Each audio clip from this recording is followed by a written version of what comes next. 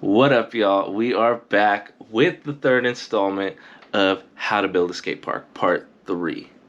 I am your host, the SkaterCurator, and I would just like to say you are loved.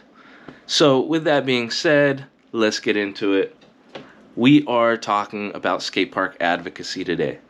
This is huge, huge in your movement. An advocate is someone who speaks highly about the skate park. So, with that being said, when you are going to these meetings, or, whether they be online or in person, you're going to have to speak on behalf of the skate park being built. And when you go about talking about the skate park being built, make sure you are being empathetic, being patient, and waiting for your turn.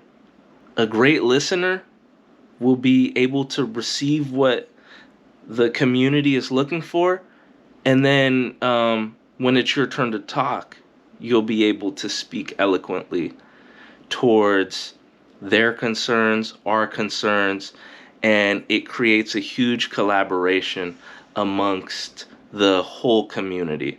Not just the skateboarders, but everybody leaves happy.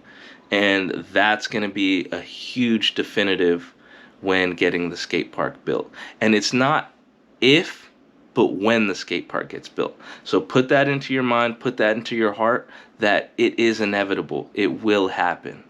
Okay? That's all I have for you today. I love you. Peace.